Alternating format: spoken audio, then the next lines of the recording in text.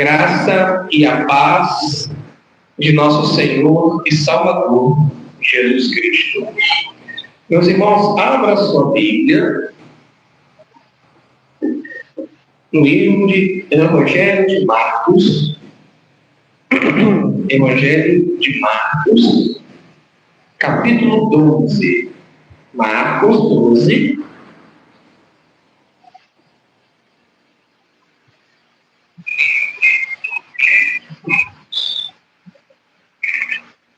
Evangelho segundo escreveu São Marcos, capítulo 12.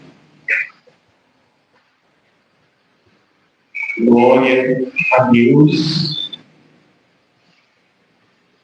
Evangelho de Marcos, capítulo 12. A partir do versículo 28. Evangelho de Marcos, capítulo 12, a partir do versículo 28. Os irmãos me perdoem que eu estou me recuperando dessa gripe.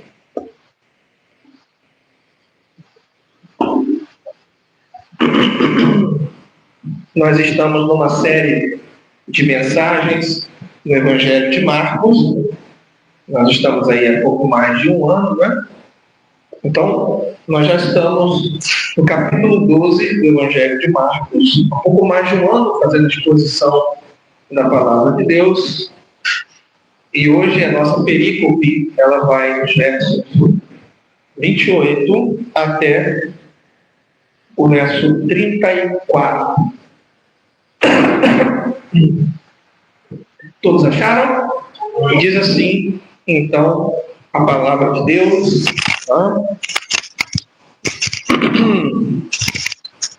Vamos lá.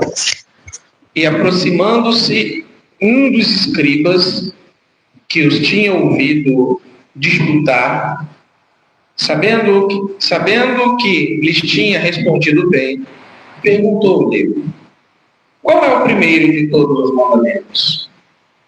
E respondendo-lhe, o primeiro de todos os mandamentos é: ouve, Israel, o Senhor nosso Deus é o único Senhor. Amarás, pois, o Senhor teu Deus de todo o teu coração, de toda a tua alma, e de todo o teu entendimento, e de todas as tuas forças. Este é o primeiro mandamento. E o segundo, semelhante a este, é: amarás o teu próximo como a ti mesmo. Não há outro mandamento maior do que estes. E o escriba lhe disse: muito bem, mestre, e com verdade disseste que há um só Deus, e que não há outro além dele, e que amá-lo de todo o coração, e de todo o entendimento, e de toda a alma, e de todas as forças, e amar o próximo como a si mesmo, é mais do que todos os holocaustos e sacrifícios. Verso 34. E Jesus, vendo que havia respondido sabiamente, disse-lhe: não estás longe do reino de Deus. E já ninguém ousava perguntar-lhe mais nada. Amém? Vamos orar? Senhor, nós louvamos o teu nome pela leitura da tua palavra. Pedimos a sua iluminação, a tua graça, para que possamos falar, Senhor, aquilo que o Senhor tem colocado no nosso coração. Fala conosco o que nós precisamos ouvir. Em nome de Jesus. Amém. Pode sentar, mantenha a sua Bíblia aberta. Meus irmãos, o tema da mensagem de hoje é o escriba e o refuso na lei. Queridos, olhando para esse texto, imediatamente a gente percebe que há aqui uma ironia impressionante nessa passagem. Impressionante. Por quê? Porque o homem que faz essa pergunta aqui para Jesus, o homem que está aqui agora diante de Jesus, não é um pagão. Não estamos falando aqui de um idólatra fazendo uma pergunta para Jesus. Não é um romano. Não é. Não é nem mesmo um publicano que está aqui. Não é alguém que vive, por exemplo, distante das Escrituras. Estamos falando aqui de um escriba. Isso mesmo, um escriba. Um homem que dedicou toda a sua vida ao estudo da lei, ao conhecimento mais profundo, especialmente no que se refere ao processo de tradução, de escrita. Era um especialista nas Escrituras. Como alguns gostam de dizer, uma espécie de mestre em Israel. Alguém que conhecia de fato todos os mandamentos, que copiava os textos sagrados, alguém que interpretava a lei, e obviamente, se existe alguém que deveria ser respeitado nesse contexto, era esse cidadão.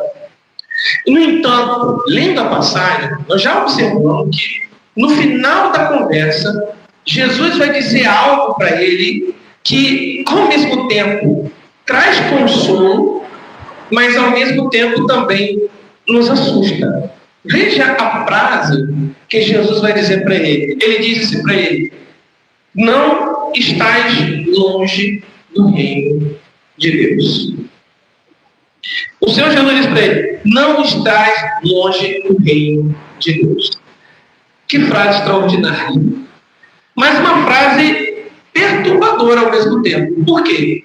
Porque essa frase, não estás longe do reino de Deus, de algum modo, ela nos obriga a reconhecer uma realidade que nem sempre nós estamos dispostos a admitir. Qual é? De que sim, é possível você conhecer profundamente as Escrituras e não entender nada e não pertencer ao reino de Deus. É possível você amar a ortodoxia. É possível você defender a verdade. É possível você participar de todo o contexto religioso, ter todos os traquejos cristãos, falar como cristão, soletrar, recitar de cabeça todas as perguntas do catecismo e permanecer apenas perto do reino de Deus. E nós vamos ver hoje que essa é uma das maiores tragédias espirituais de toda a Bíblia Sagrada. Porque, queridos, existem pessoas que estão longe de Deus porque nunca ouviram o Evangelho. Existem pessoas que estão longe porque conscientemente elas dizem: eu não quero Jesus. Essas pessoas estão longe. Mas existem aquelas pessoas que estão perigosamente perto. Pessoas que estão perto o suficiente para compreender, pessoas que estão perto o suficiente para admirar, pessoas que estão perto o suficiente para concordar, pessoas que estão perto o suficiente para estar cantando os nossos hinos, participando da comunhão, congregando na mesma igreja e ainda assim estar do lado de fora. E é exatamente essa tensão que torna essa passagem tão extraordinária para a nossa meditação nessa noite. O evangelista Marcos, ele vai nos conduzir aqui aos últimos dias do ministério eterno de Jesus, o ministério terreno de Jesus, mais especificamente. Nós estamos aqui no Templo de Jerusalém. Vocês sabem que ao longo desses últimos domingos nós temos pregado constantemente há um bom tempo, especialmente no capítulo 12. Os líderes religiosos aqui, eles já procuraram Jesus com o objetivo de desacreditar Jesus. Nós já tínhamos visto aqui os fariseus, nós já vimos nos sermões anteriores os herodianos, nós vimos também os saduceus. Todos eles foram ao encontro de Jesus com o objetivo de apanhá-lo nas suas próprias palavras.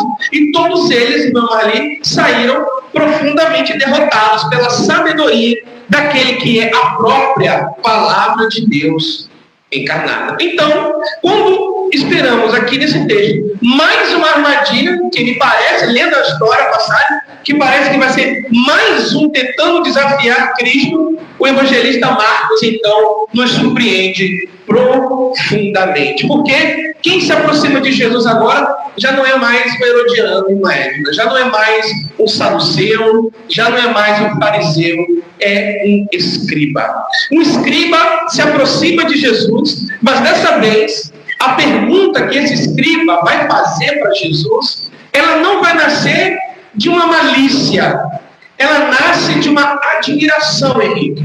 Ele ouviu Jesus responder, ele percebeu que as respostas de Jesus foram muito boas aos questionamentos que foram dados a ele, e ele percebeu que Jesus respondeu muito bem. E então ele decidiu perguntar aquilo que talvez fosse a maior questão que o mestre da lei poderia fazer. Ele olha para Jesus, Otávio, e pergunta: mestre, qual é o primeiro de todos os mandamentos?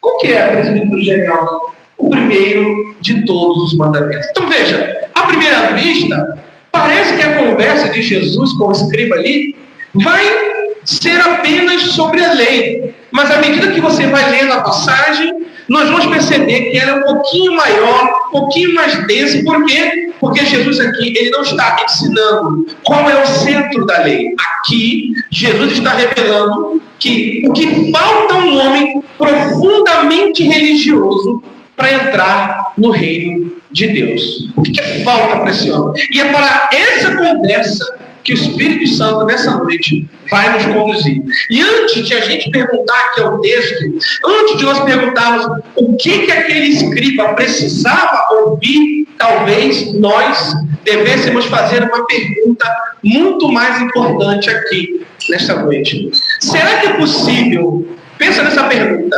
será que é possível alguém estar muito perto de Jesus, alguém estar bem perto de Cristo, e ainda assim permanecer fora do reino de Deus?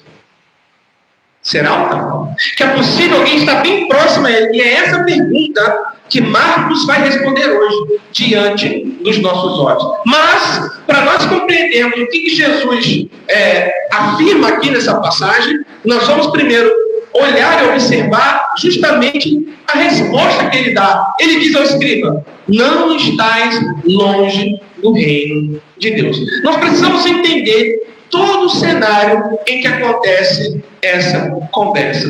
Então veja, se você está aí com a sua Bíblia aberta, você vai perceber que o evangelista Marcos, ele não registra esse episódio de forma isolada. Ele coloca essa passagem dentro de uma sequência que nós já estamos aqui pregando há alguns dias.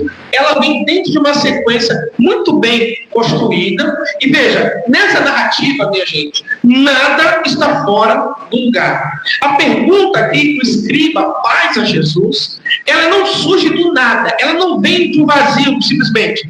Ela nasce depois de uma sucessão de confrontos entre quem? Jesus e as principais lideranças religiosas de Israel. Ou seja, antes de nós ouvirmos a pergunta, a gente precisa entender o contexto em que ela foi feita. Antes de nós examinarmos aqui cada palavra do escriba, a gente precisa observar todo o caminho que Marcos percorre para nos conduzir até esse diálogo. Então, voltemos ao texto bíblico e vamos acompanhar aqui, passo a passo, desta narrativa. Quais são os caminhos? Então, veja, Marcos vai tentar aqui nessa passagem responder a essa pergunta. A pergunta que o texto do sermão de hoje tentará responder é exatamente essa. Como que uma pessoa que tão perto da Escritura, como uma pessoa que conhece tanto a Escritura, uma pessoa tão dedicada à lei, e uma pessoa extremamente sincera, em sua pergunta, pode ouvir de Jesus: você não está longe do reino de Deus? Como é que uma pessoa, uma resposta dessa, sendo tão sincera, sabendo tanto de Bíblia, sendo tão honesta, e ainda assim ouvir de Jesus: você não está tão longe do reino de Deus. E é justamente isso que Marcos vai nos responder. E ele vai nos responder isso aqui em 4 propostas. Se você observou, há uma divisão natural do texto. Veja, o primeiro ponto, verso 28, Marcos vai mostrar a pergunta que nasce de um coração completamente disposto a ouvir. A segunda parte, versos 29 até o 31, onde Marcos vai demonstrar aqui a resposta de Jesus, o verdadeiro centro da lei. Terceiro, nós veremos também a resposta agora do escriba, quando a ortodoxia vai reconhecer o que é de fato a verdade. Versos 32 e 33. E por fim, nós veremos a declaração de Jesus, perto do reino, mas ainda fora dele. Então caminhe comigo nesta noite, vamos entender a pergunta que nasce no coração disposto a ouvir. Leia comigo mais uma vez, Marcos capítulo 12, verso de número 28. Diz assim a palavra de Deus: e aproximando-se um dos escribas, que os tinha ouvido disputar, sabendo que lhes tinha respondido bem, perguntou-lhe: qual é o primeiro de todos os mandamentos?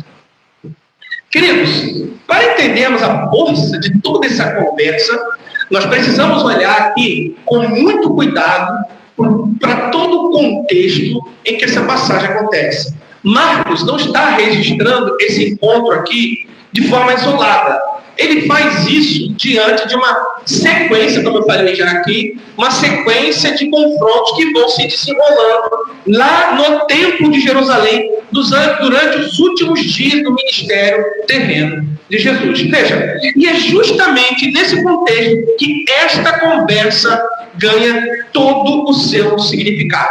Se vocês prestaram atenção no sermão passado, do versículo 13 até o versículo 27, eles vão registrar 2 dos grandes confrontos envolvendo ali 3 grupos distintos. Nós vamos ver os fariseus e os herodianos de um lado e os saduceus do outro lado.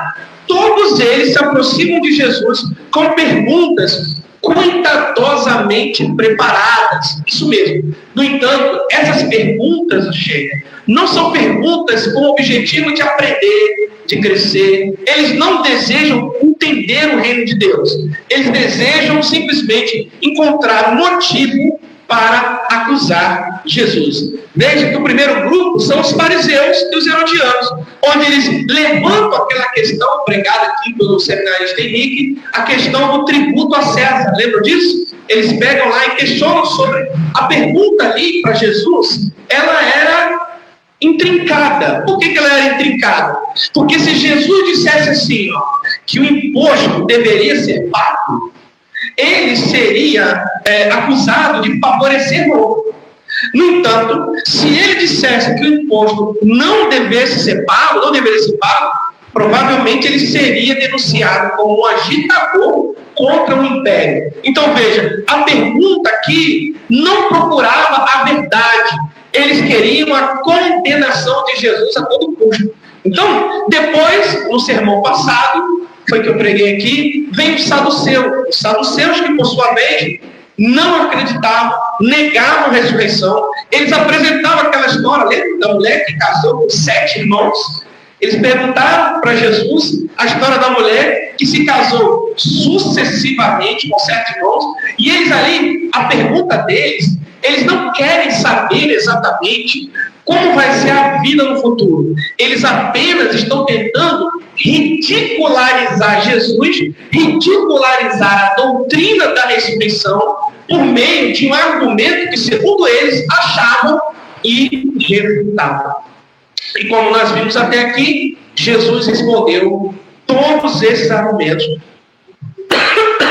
com uma precisão extraordinária. Veja, aos fariseus e herodianos, Jesus falou: dai a César o que é de César e dai a Deus o que é de Deus. E aos saduceus, Jesus demonstrou que o problema deles não era a interpretação equivocada da Escritura, mas que eles também não conheciam o poder de Deus. Perceba que em cada resposta de Jesus, Cristo não só desmonta todo o argumento dos seus adversários, mas ele vai de algum modo revelar que a verdadeira questão ali da briga deles, a verdadeira questão da discussão, nunca foi política, nunca foi filosófica, a discussão sempre foi espiritual. E aí chegamos na passagem de hoje. E quando a gente acha que nós vamos ter outra discussão, outra briga, Marcos nos surpreende mais uma vez. Quando a gente acha que o escriba vai tentar preparar mais uma armadilha contra Jesus, perceba que o cenário aqui no verso 28 muda completamente. O escriba se aproxima de Jesus e à primeira vista, ao olhar essa cena, a gente já imagina que vai ser mais um opositor. Afinal, os escribas frequentemente aparecem nos evangelhos, né, associados a grupos que rejeitam a Cristo ao longo dos 4 evangelhos. Isso é um fato. No entanto, aqui, Marcos faz questão de mostrar algo diferente nesse homem. Esse homem aqui, ele fez algo totalmente diferente. Perceba que ele não interrompeu Jesus, ele não acusou Jesus, ele não chegou tentando pegar Jesus em contradição. Antes de fazer qualquer pergunta, o que ele faz? Ele escuta Jesus. Antes dele falar com Jesus, ele observa Jesus. Antes dele formular qualquer coisa, ele permite que a resposta de Jesus aos saduceus, por exemplo, produza nele algum tipo de efeito. E é exatamente isso que o texto quer que nós percebamos aqui. Que a pergunta desse homem não nasce no momento em que ele abre a boca. A pergunta desse homem nasce muito antes. Ela nasce quando ele ouve Jesus para responder. Ela nasce quando ele percebe que há diante dele alguém que interpreta as Escrituras com uma autoridade de tudo o que ele havia conhecido até então. Ou seja, aqui já quero abrir um parêntese e dizer que há uma lição profunda aqui para a gente. O que isso tem a ver com a gente, meus irmãos? Toda transformação começa assim. Antes de Deus mudar a nossa maneira de falar, primeiro ele muda a nossa forma de ouvir. Veja, os fariseus ouviram Jesus, sim ou não? Sim. Os herodianos ouviram Jesus? Sim. Os saduceus ouviram Jesus?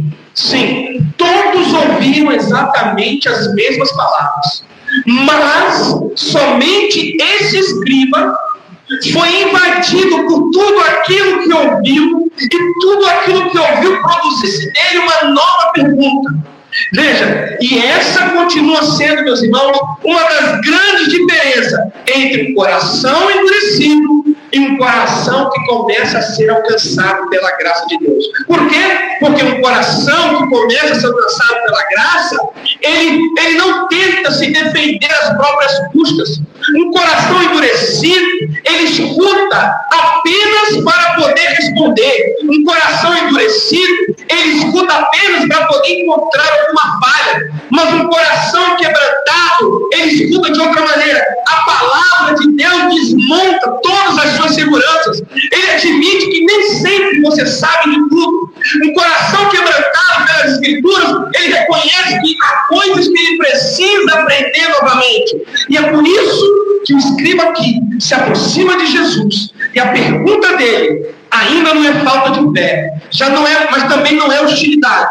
No entanto, meus irmãos, eu quero que você perceba aqui no texto que há algo extraordinariamente acontecendo aqui.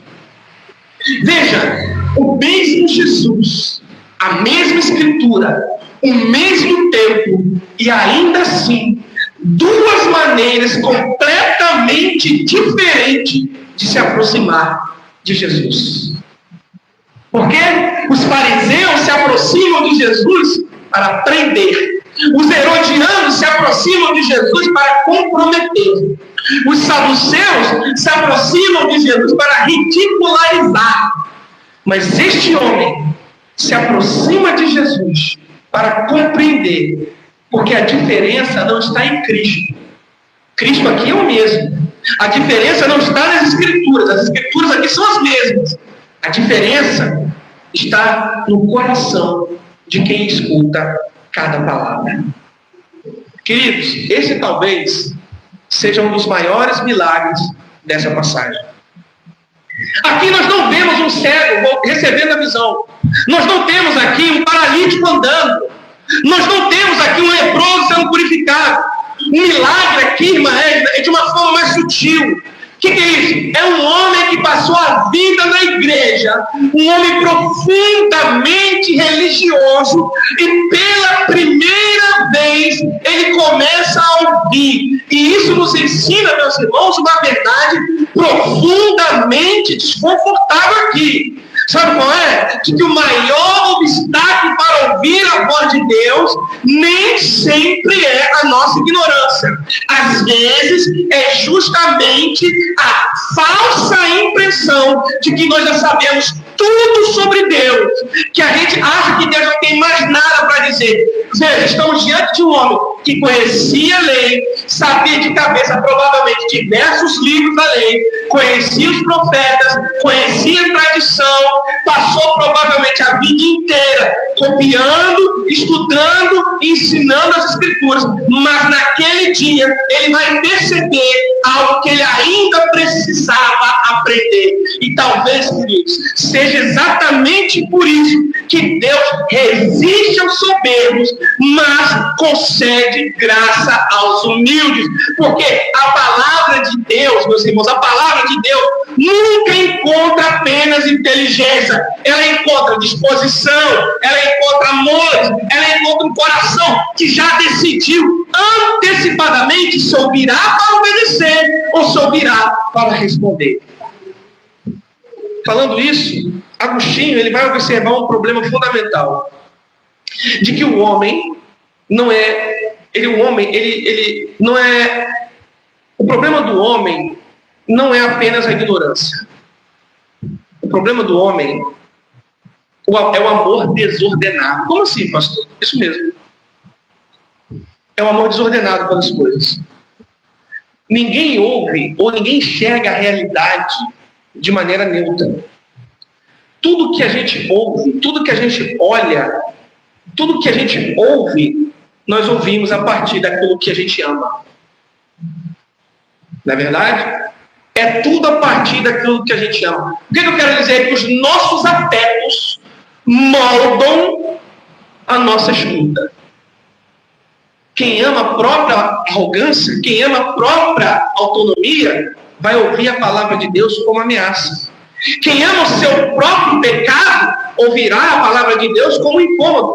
Quem ama mais a sua reputação, vai ouvir a palavra de Deus tentando buscar justificativas para permanecer exatamente como está. Porque o coração humano nunca escuta de forma imparcial. Jamais. Calvino dizia que o coração humano é uma fábrica de ídolos. E talvez aqui nós possamos acrescentar que justamente o fabricar ídolos, o coração do homem também fabrica incontáveis razões para não ouvir a voz de Deus. Sabe por que o coração faz isso? Porque todo ídolo exige silêncio diante da verdade. Todo ídolo exige silêncio diante da verdade. E é por isso que passagens como esta precisam nos constranger profundamente, mamãe. Profundamente. Porque nós somos uma igreja que ama a doutrina, sim ou não? Sim, amamos doutrina. Louvamos a Deus pelas nossas doutrinas. Nós somos uma igreja confessional, sim ou não? Sim, somos uma igreja confessional. Amamos, estudamos a confissão de fé de Westminster, estudamos os catecismos, amamos a teologia reformada, e nós devemos isso mesmo, amar tudo isso. Mas existe um erro e um perigo terrível aqui para a gente. Sabe qual é o perigo? O perigo da gente se acostumar tanto com a verdade que a gente deixa de ser surpreendido pela verdade. O perigo de estudarmos a palavra de Deus todos os dias, sem permitir que ela estude o nosso coração. O perigo de nós defendermos a ortodoxia a todo custo diante dos homens, enquanto nós resistimos silenciando silenciosamente ao senhorio de Cristo dentro de nós. Meus irmãos, existe uma diferença entre você conhecer a verdade e ser quebrantado pela verdade. Existe uma diferença enorme entre você explicar a Bíblia e permitir que a Bíblia explique você. Há uma diferença infinita entre você estudar Cristo, ler sobre Cristo e se curvar diante de Cristo. O escriba aqui ainda não chegou no reino, mas algo já começou a acontecer com ele aqui. Algo já começou a mudar dentro dele aqui. Pela primeira vez, as certezas dele estão sendo desmontadas pela voz daquele que é maior do que Moisés, maior do que os profetas, maior do que o próprio templo. Por quê? Porque toda a verdadeira conversão começa exatamente assim. Deus não muda primeiro os seus argumentos. Lembra quando você não era crente? Deus não muda os seus argumentos. Deus muda a sua forma de ouvir. As minhas ovelhas conhecem a minha voz. Elas ouvem a minha voz. E quando aprendemos a ouvir Cristo, descobrimos que a maior pergunta nunca é aquela que nós fazemos a Ele. Nós descobrimos que a maior pergunta é a pergunta que Ele faz ao nosso coração.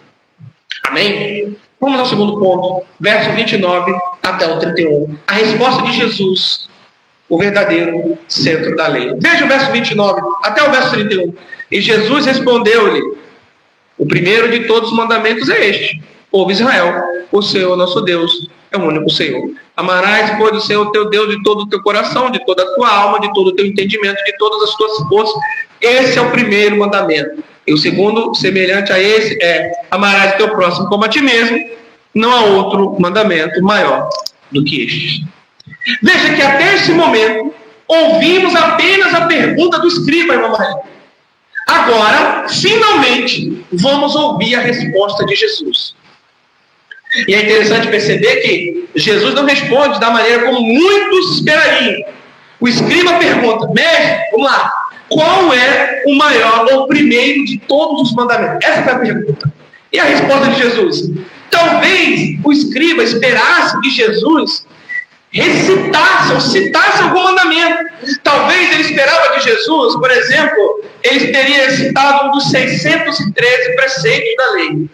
Mas a resposta de Jesus é completamente diferente. Por quê? Isso é extraordinário.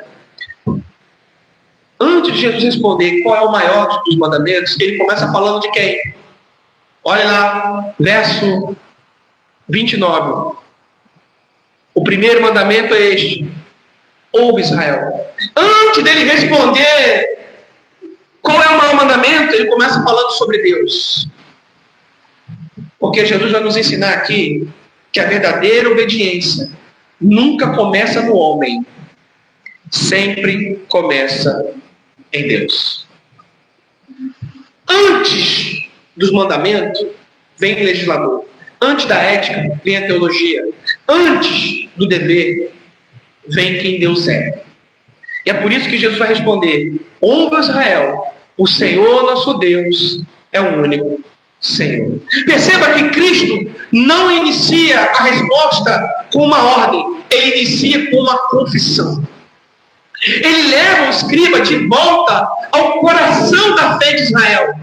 Porque, olhe bem aqui para mim, todos os dias, um judeu daquele tempo recitava essas palavras aí que Jesus falou. É o Shema, Deuteronômio capítulo 6, verso 4. Todos os dias eles recitavam essa palavra. Ele fazia isso pela manhã, eles faziam isso ao cair da tarde.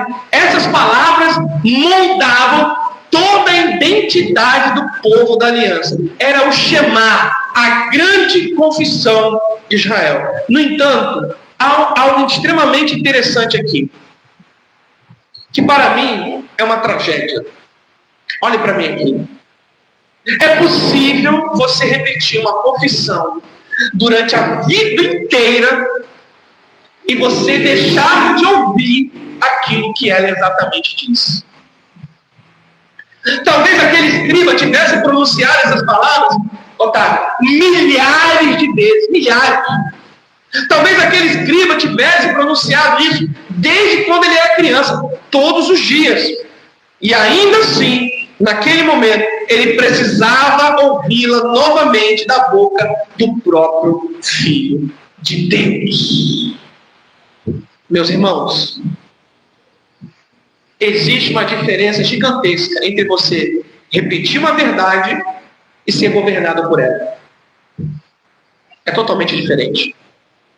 Nós aqui fazemos as confissões. Nós aqui aprendemos a confissão, estamos estudando a confissão de fé igreja. Nós citamos e aprendemos os credos. Nós aprendemos a responder corretamente as perguntas do catecismo. Isso é bom, isso é maravilhoso, isso é necessário. Mas deixa eu dizer uma coisa para você aqui. Você que me assiste, mas isso também mostra para nós um certo risco. Porque toda confissão, de algum modo, corre o risco de se transformar em um hábito quando ele deixa de produzir a adoração a Deus. Sabe o que Jesus está ensinando aqui para nós? Que uma ortodoxia sem amor é apenas memória religiosa. Você pode morrer abraçado com seus créditos, com suas funções, e sequer ter experimentado o que é o Evangelho. Queridos, ele vai continuar dizendo, veja o que ele diz aí no verso seguinte, no mesmo versículo: amarás o Senhor teu Deus, vamos lá? Amarás o Senhor teu Deus de todo o teu coração, de toda a tua alma, de todo o teu entendimento, com toda a sua força. Vocês percebem o que Jesus está fazendo aqui, irmã Marli? Percebe o que Jesus está fazendo aqui? Ele não está dividindo o homem, ele está reunindo o homem. Porque enquanto o pecado fragmenta, Cristo está integrando o homem. Enquanto o pecado produz compartimento, Cristo exige totalidade. Sabe por quê? Porque nós gostamos de oferecer partes da nossa vida, não é isso? A gente é assim, a gente gosta de oferecer parte. Uma parte do meu dia, é uma parte do domingo, é uma parte da minha consciência. Eu só dou parte para Deus. É uma parte da minha oferta, é uma parte da minha meditação, é uma parte da minha piedade, é uma parte do meu tempo. Mas deixa eu dizer uma coisa para você aqui. Cristo não pede partes. Cristo quer um homem inteiro. Ele deseja todo o teu coração, toda a tua alma, toda a tua mente, toda a sua força. Ele não é Deus de detalhes. Aleluia. O ser humano, querido, ele não é um conjunto de compartimentos independentes. Não é. Ele é uma unidade criada para viver integralmente diante de Deus. E quando Cristo aqui exige todo o coração, toda a tua alma, todo o teu entendimento e toda a tua força, ele está reivindicando a totalidade da existência humana. Sabe o que eu quero dizer? É que não há espaço para uma fé confinada aqui no culto.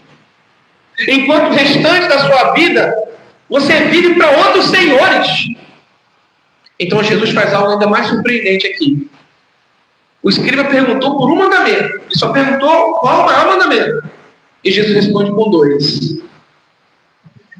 Porque o segundo, gente, nunca pode existir sem o primeiro.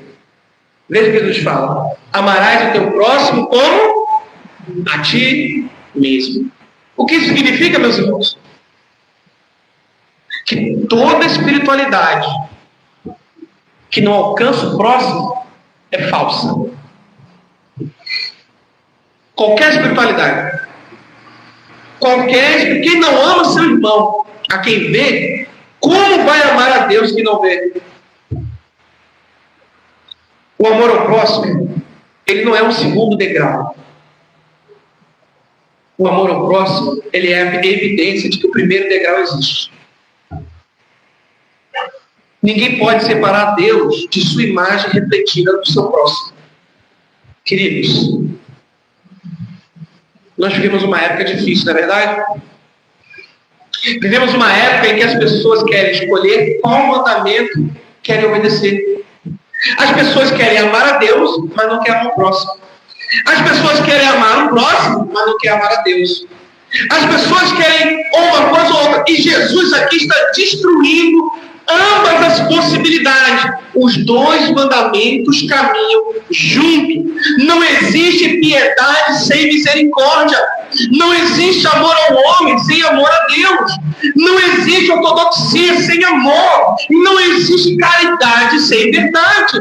E talvez aqui esteja a maior denúncia de Jesus contra toda a religião superficial. Porque o problema nunca foi a quantidade de mandamentos. O problema sempre foi o nosso coração. Porque quem ama verdadeiramente a Deus jamais vai perguntar: qual é o mínimo que eu tenho que fazer? Quem ama verdadeiramente a Deus, ele vai olhar para Deus e dizer: como é que eu posso entregar tudo o que sou àquele que primeiro me amou? Terceiro lugar, veja comigo a resposta do escriba quando a ortodoxia encontra a verdade. Versículos 32 e 33. Vamos ler? Verso 32. O que diz lá o texto? E o escriba disse: muito bem, mestre, e com verdade disseste que há um só Deus, e não há outro além dele, e que amá-lo de todo o coração, de todo entendimento, de toda a sua alma, e de todas as suas forças, e amar o próximo como a si mesmo, é mais do que todos os holocaustos e sacrifícios. Veja, depois de ouvir a resposta de Jesus, depois de ouvir tudo que Jesus falou, algo absolutamente inesperado acontece. O escriba não protesta, ele não debocha de Jesus, ele não questiona, ele não levanta nenhum tipo de objeção contra Jesus, ele não aponta, ele não procura falha nas palavras de Cristo, ele não tenta salvar a reputação dele diante dos outros que estão ali observando. O que ele faz? Ele concorda com Jesus. Marcos é bem claro quando ele diz: muito bem, mestre. Ele fala isso para Jesus. Pare por um instante aqui. Leia esse versículo mais devagar. O versículo 32. Olha de novo para ele. Muito bem, mestre. E com verdade disseste. Porque tem algo pesado acontecendo aqui. O escriba está reconhecendo publicamente, na frente de todos, que Jesus interpretou a lei corretamente. Um especialista na Bíblia está dizendo que um carpinteiro da Galileia, que ele diz: mestre, o Senhor falou a verdade. Gente, isso aqui não era um gesto pequeno. Isso aqui não é só um elogio do cara, não. Isso aqui é o reconhecimento de que a exposição de Cristo havia alcançado o centro da revelação bíblica. Veja, um homem que dedicou a sua vida inteira à lei de Deus, conhecia todas as palavras. Alguém que conhecia as interpretações recebidas dos antigos da tradição judaica, sabia tudo, conhecia todas as discussões. Agora ele está diante de Jesus e ele reconhece que diante de Jesus, que toda a complexidade da lei agora converge para uma realidade simples e ao mesmo tempo esmagadora. Deus é um. Que não há como amar a Deus em partes. Eu não consigo adorar a Deus e não falar com meu irmão. Conhece gente assim? Eu não consigo amar o meu irmão e essa relação de amor com o meu próximo, ela também tem que refletir na minha relação com Deus. Isso não está desassociado, isso não está separado. A resposta de Jesus, ela não só solucionou uma dúvida do escriba, mas ela reorganizou basicamente toda a visão dele sobre religião. E ele aprendeu uma coisa muito importante aqui com Jesus. Que o centro da religião não é o ritual. Que o centro da religião é Deus. O centro da religião, o centro da lei, não é a multiplicação de obrigações externas. O centro da lei é um coração quebrantado, entregue ao Senhor. É por isso que ele fala lá: e isso excede todos os sacrifícios e holocaustos. Sabe o que ele está dizendo? Gente, eles estão no templo. Esse diálogo está acontecendo.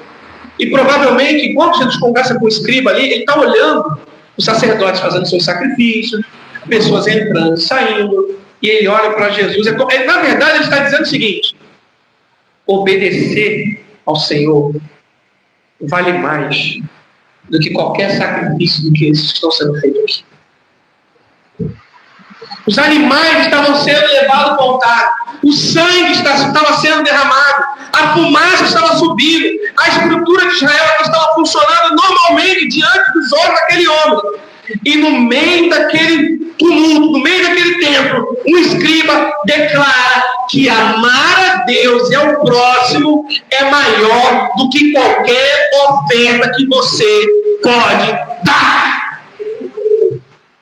E isso é extraordinário.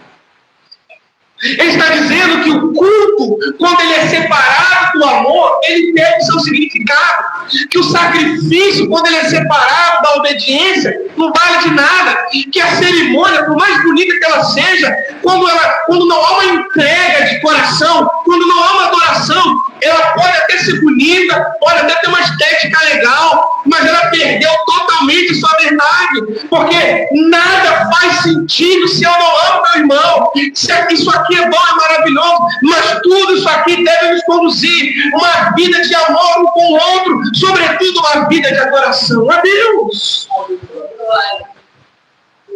Mas veja, o escriba aqui, ele não está desprezando a lei de Moisés. Ele não está atacando aqui o sistema que Deus mandou fazer. Pelo contrário, ele está entendendo, percebendo que todo aquele sistema sacrificial nunca foi dado como uma compensação externa para uma vida interiormente rebelde. Os sacrifícios aqui deveriam expressar arrependimento, comunhão, dependência, gratidão, alegria para Deus. Meus irmãos, é exatamente isso que o Senhor está falando conosco.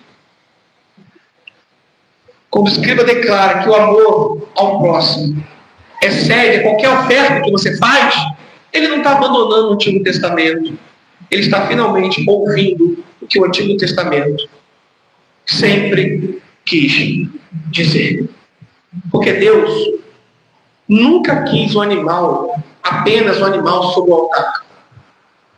Deus nunca quis somente sangue derramado. Ele também queria o adorador. Ele não só queria a oferta, ele também queria a vida do ofertante. Ele nunca quis só o sangue derramado. Ele queria uma vida rendida diante de Deus. E o nosso problema de hoje, sabe qual é? Que nós estamos mais preocupados com a performance do que a conversão. Nós estamos mais preocupados, não é isso? Com a estrutura do que a rendição. E aqui a passagem começa a se aproximar perigosamente de mim e de você. Porque nós aqui, você que me assiste, nós temos as nossas cerimônias. Todos nós possuímos a nossa linguagem religiosa. Todos nós temos as nossas formas corretas. Todos nós temos os nossos catecismos, as nossas confissões. Todos nós também temos as nossas doutrinas cuidadosamente organizadas. Tudo isso é muito bom, tudo isso é necessário, tudo isso deve ser preservado. A Escritura, ela não despreza a verdade. Cristo, ele não trata a doutrina como algo secundário. Jesus percebe aqui o seguinte, que o escriba respondeu com sabedoria. Portanto, meus irmãos, nós não devemos cometer o erro moderno que as pessoas fazem de opor amor e doutrina, como se conhecer a verdade fosse menos espiritual do que sentir intensamente. Não existe amor sem verdade. Existe? Não existe. Não podemos amar um Deus que a gente inventou. Não podemos amar corretamente aquele que a gente conhece do jeito errado. Veja, olha para mim. Ser um cristão bíblico é importante. Doutrina, tudo isso é importante. Teologia é importante. O problema não está em você ter uma teologia boa. Sabe qual é o problema? É você achar que por você ter uma teologia boa, Cristo está na sua mão. E não está. E aqui eu preciso formular uma pergunta que vai atravessar toda essa cena. O que falta para um homem que já reconheceu que Jesus está certo? O que falta? Porque ele reconheceu que Jesus está certo. Mas o que falta para ele aqui? O escriba ouviu corretamente, certo? Sim. O escriba interpretou corretamente. O escriba respondeu corretamente. Ele confessou corretamente. Tudo que ele viu é de verdade. Mas no versículo seguinte, o que Jesus vai falar para ele? Tu estás longe de onde? Do reino.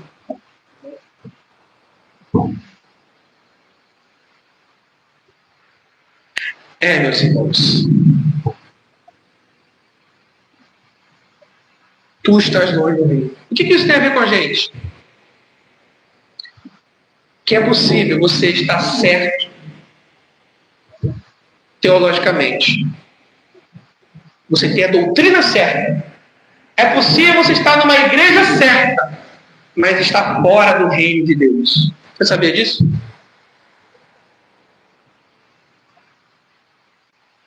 É verdade. É possível você possuir uma conclusão correta. Você sabe que é verdade. Mas é possível que você não tenha a vida que essa conclusão exige. É possível você dizer assim, não, Jesus está certo. Mas uma coisa é você dizer que Jesus está certo. Outra coisa é você dizer, Jesus é o Senhor da minha vida. E essa diferença, ela é eterna.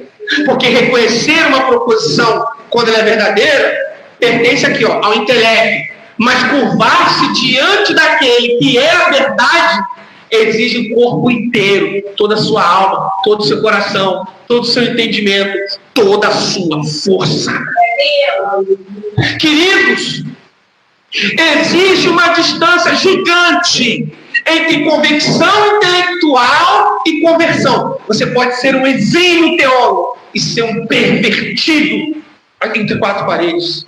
Um mentiroso, enganador, falso cristão, hipócrita, sem amor, mas dominando a arte da teologia. Existe uma distância gigantesca entre concordância e rendição a Deus. Existe uma diferença entre você admirar Jesus e seguir Jesus. E nenhuma quantidade de vocabulário que você decore consegue eliminar essa distância entre você e ele. Porque, meus irmãos, o problema do meu coração, sabe qual é o problema do meu coração? Nunca foi falta de informação, porque todo mundo tem informação. E deixa eu dizer uma coisa para você aqui: ninguém aqui tem mais informação do que o diabo, sim ou não? Ele tem informação. Os demônios reconhecem Jesus muito antes dos discípulos. Já sabiam quem ele era. Já chegam diante dele num determinado momento da passagem e dizem assim: Santo de Deus. Os demônios sabem quem Jesus é, conheciam a identidade de Cristo e ainda assim odiavam o seu senhorio. Ou seja, o problema não é aquilo que sabemos. O problema é aquilo que amamos.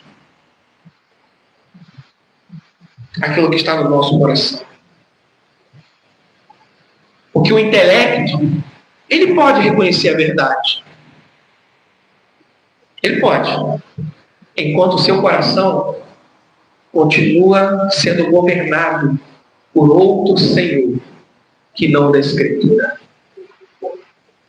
O homem pode falar aqui de cabeça todas as perguntas do catecismo do Westminster e ainda assim ser soberbo e arrogante.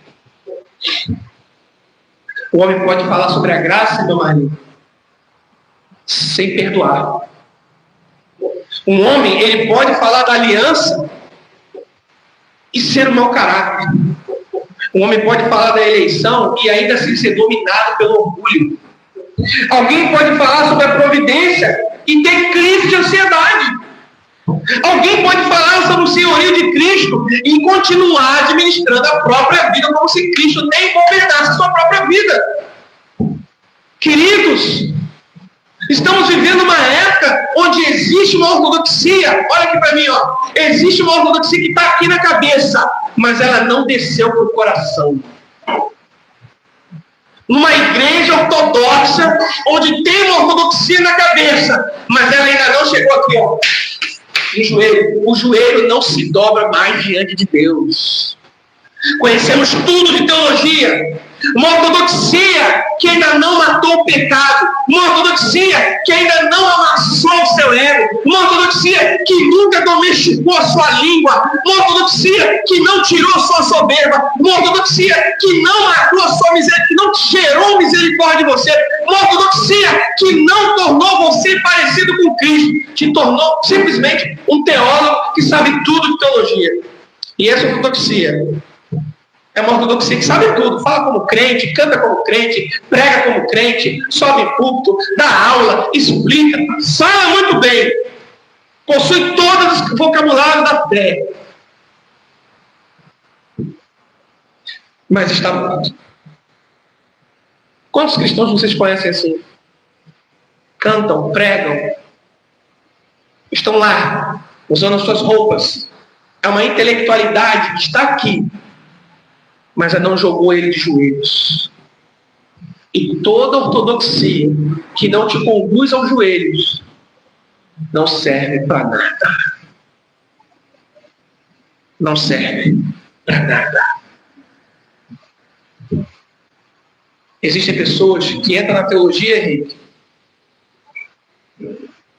mas não abandonam seus ídolos. Elas entram na teologia. Sabe o que elas fazem? Elas ensinam seus próprios ídolos a falar teologicamente. Aí a soberba que está aqui dentro aprende. Aí cita Calvino, aí cita Confissão, a vaidade de ficar falando Westminster, a dureza do coração dele aprende a falar de disciplina. Ou seja, um homem pode se tornar mais parecido com as suas formulações e nada a ver com Jesus. E essa é a tragédia do texto, meus irmãos. Não que a doutrina seja profunda demais, mas que o nosso coração ele até pode se aproximar de uma boa doutrina sem se render ao Deus da doutrina. Todos nós corremos esse risco. É por isso que essa passagem precisa atingir igrejas como a nossa. Porque nós aqui amamos a verdade, sim ou não? Nós amamos a verdade. E devemos amá-la. Somos uma igreja confessional. Não abrimos mão disso. Nós não temos vergonha de nada da nossa fé. Mas é justamente porque a gente ama tudo isso, justamente porque nós somos herdeiros de uma herança como essa, irmã Maria, que a gente tem que tremer diante desse escriba. Sabe por quê? Porque esse escriba aqui, Otávio, ele também sabia doutrina. Esse escriba aqui, ele também conhecia a Escritura. Ele também respeitava a Escritura. Ele respondeu correto. E ainda assim ele estava longe. E quando eu digo longe, porque Jesus fala para ele assim, ó, você não está longe. E agora eu digo que ele estava longe, parece redundância, mas vocês vão entender. Não pensem que a nossa capacidade de identificar o erro de alguma coisa prova que nós somos convertidos. Porque tem gente que confunde isso. Tem gente que confunde as coisas. Tem gente que acha que a sua indignação contra a heresia substitui a necessidade dele se arrepender dos seus próprios pecados. Não substitui, não. Tem gente que acha que ele é tão fascinado em vencer debate, mas essa sua capacidade de vencer debate não prova nada. Que seu coração foi vencido pela graça. O escriba estava no templo, diante de Jesus, ouvindo verdades. E ainda assim, ele ouve de Jesus. Você não está longe. Ele está perto. Mas está perto como se estivesse longe. E essa, para a gente terminar, é uma das realidades mais assustadoras da vida espiritual. O homem pode estar cercado por sinais visíveis da graça. E ainda assim, continuar resistindo à graça. Quantas pessoas que vocês conhecem vêm na igreja, ouvem a palavra, comem do sacramento, não só aqui em outros lugares, provavelmente alguém que me assiste, você vive, você canta, participa, canta os salmos, confessa a sua fé, e ainda assim, vive uma vida como se Cristo não fosse o seu Senhor. Há uma diferença entre você chamar Jesus de mestre e chamar Jesus de Senhor. E para a gente terminar, vamos lá para o versículo 34. A declaração de Jesus, perto do reino, mas fora dele. Vamos lá? E Jesus, vendo que havia respondido sabiamente, disse: não estás longe do reino de Deus. E já ninguém ousava perguntar-lhe mais nada. Primeiro ele ouviu a resposta do escriba. Jesus responde uma das frases mais bonitas, mais solene, mais assustadora, na minha opinião. Ele fala para ele: você não está longe do reino de Deus. Parece bom isso, não é? Você não está longe, irmã, do reino de Deus. Parece uma frase bonita. Jesus não está falando para ele aqui, ó, você está fora do reino de Deus. É isso que é escrito aí? Ele não disse, entraste no reino de Deus. Ele diz, você não está longe. E isso é terrível. Sabe por quê? Porque isso aqui não é um homem qualquer. É um homem piedoso. Não é um blasfemo aqui. Não é um pagão. Não é um idólatra. Era um homem que conhecia a palavra, amava a palavra e que respondeu tudo certinho. E ainda assim, Jesus não pôde dizer para ele, você pertence ao reino de Deus. Meus irmãos, na minha opinião, esta é uma das tragédias mais terríveis da Bíblia. Porque nós aqui, você que me assiste, nós nos acostumamos a criar duas categorias de pessoas, não é isso? Quais são as categorias de pessoas que a gente costuma criar? Os que estão longe de Cristo e os que pertencem a Cristo, não é isso?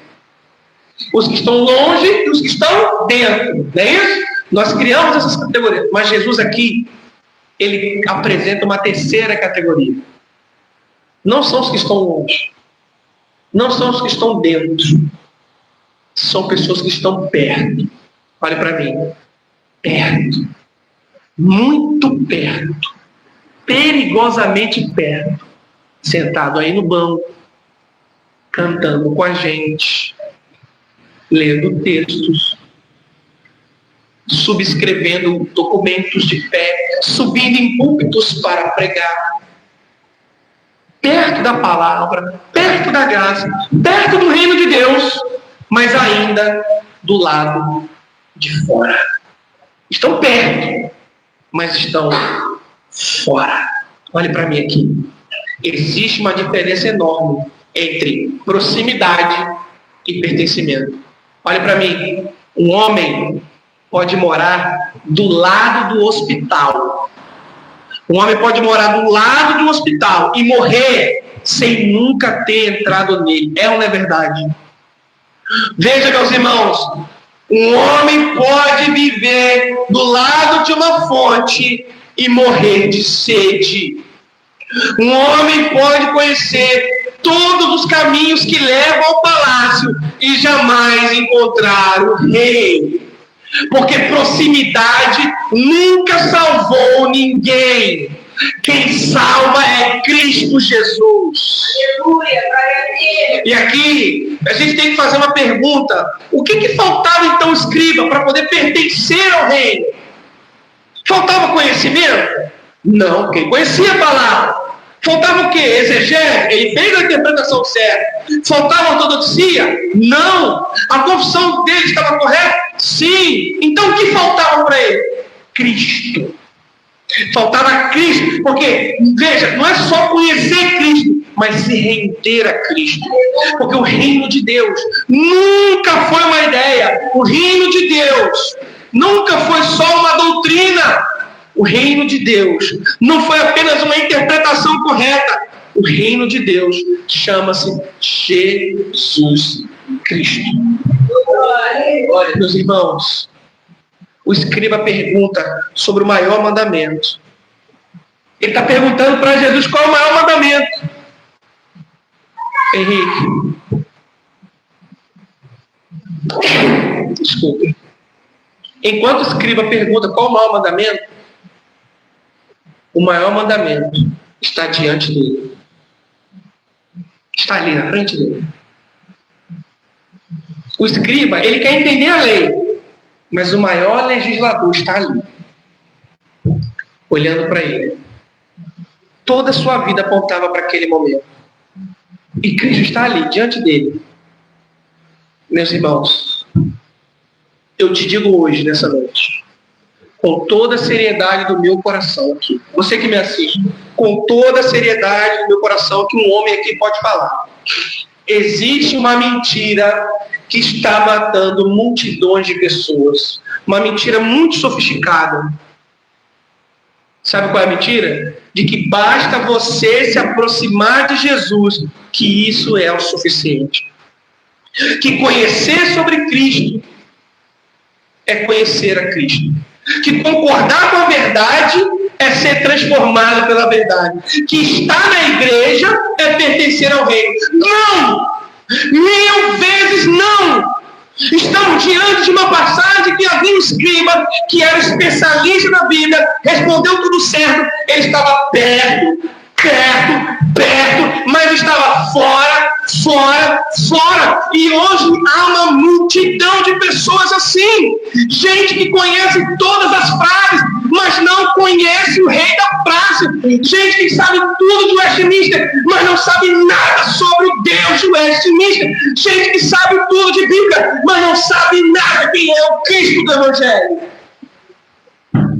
Meus irmãos, escutem bem. Você pode ser filho de pastor e está fora do reino de Deus. Você pode ter nascido na igreja, foi batizado na infância, e ainda assim, você está fora do reino de Deus. Você pode responder qualquer pergunta certinho, e ainda assim, você está fora do reino de Deus. Você pode defender qualquer doutrina com muitos argumentos, e ainda assim, você está fora. Esse é o julgamento de Jesus. Esse é o julgamento. Não é o meu julgamento. É de quem está presente aqui esta noite, através da palavra. Veja, Jesus não está falando para os escribas assim, você está condenado. Ele diz algo muito pior. Era melhor que ele dissesse, você está condenado.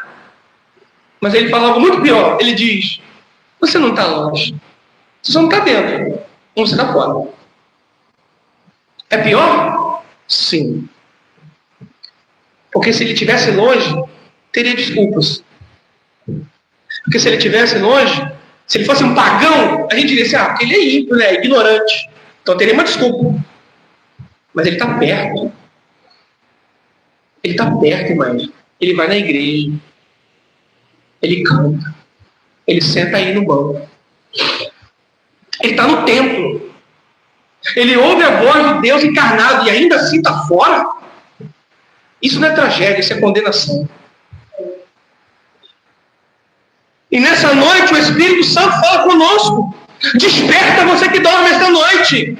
Não fique aí dormindo nessa zona cinzenta da religião. Se renda diante de Deus. Não confunda familiaridade com filiação. Não fique imaginando que por você ter crescido dentro dessas 4 paredes, significa que você está dentro do reino. Não está. O reino de Deus não é propriedade herdada. Não é obtida por linhagem. Não é conquistada por uma ortodoxia impecável. O reino de Deus é recebido por alguém que se rende a Cristo, dobrado por Cristo, crucificado por Cristo, lavado e remido pelo sangue de Cristo. Ó Senhor, que o Senhor nos livre de viver o Evangelho cinzento, vazio, perto, mas estando longe. Abra os nossos olhos para que possamos viver dentro do teu Evangelho. Glória a Deus, aleluia. Meus irmãos, ninguém, ouçam bem, ninguém entra no reino de Deus sem uma rendição que quebre a sua vontade, que esmaga o seu eu, que crucifica o seu ego, que vai custar tudo que você tem, toda a sua alma, toda a sua força, todo o seu entendimento, tudo vai lhe custar, tudo. Mas deixa eu lhe dizer uma coisa aqui para a gente terminar. Não saiam daqui desesperados, porque ainda existe uma porta aberta. Enquanto Cristo fala, a porta está aberta. Enquanto o Evangelho é pregado, a porta permanece aberta. Enquanto o Espírito Santo respira sobre essa congregação, a porta está aberta. Veja que Jesus não fala para o escriba, você foi rejeitado. Ele diz, você não está longe. Sabe o que significa? Que ele está a um passo. Isso mesmo, ele está a um passo de não estar longe para estar dentro. E a minha oração, meus irmãos, é para que você se renda a Cristo essa noite. Deixe de ser o juiz, deixe de ser o avaliador, deixe de ser o crítico, deixe de dizer, muito bem, Jesus, e passa a dizer, meu Senhor, meu Rei e meu Salvador. Amém? Deixe que a palavra que te convenceu agora te converta. Deixe a proximidade de Jesus morrer para que a rendição possa nascer na sua própria vida. Porque Cristo, este Cristo que eu estou pregando aqui, ele não só anunciou o reino, mas ele é um rei. Ele não só apontou a porta, mas ele disse, eu sou a porta. Esse rei, ele, pela sua morte derramada, pelo seu sangue, pela sua ressurreição vitoriosa, ele abriu o caminho. O caminho nessa noite está aberto, meu irmão. A voz do bom pastor ainda está sendo ouvida aqui esta noite. Então entre, deixe de estar perto e entre, para você bem prolixo dizer, entre para dentro da casa de Deus. Porque diz a palavra de Deus que resta um repouso para o povo de Deus. Vamos ficar de pé, meus irmãos. Vamos orar. Louvado seja Deus.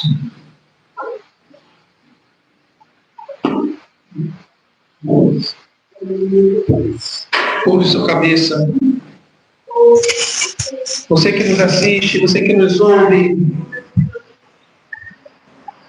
eu reforço aqui em dizer que é possível você estar numa igreja confessional e estar do lado de fora. Nós temos visto nas redes sociais pessoas brigando, se degladiando, totalmente longe. Gente que conhece teologia, gente que conhece Bíblia, gente que conhece história, mas que não conhece o Evangelho. Não ama o seu próximo, não respeita o seu próximo, não cuida do seu próximo, não como ele mesmo. Que o Senhor nos livre de sermos uma igreja que morre abraçada com a doutrina, que a nossa ortodoxia não fique apenas na nossa mente, mas que a nossa ortodoxia nos leve ao joelho no chão, a uma vida quebrantada diante de Deus. Que a nossa doutrina não só brilhe os nossos olhos, mas que derrame o nosso coração diante de Deus.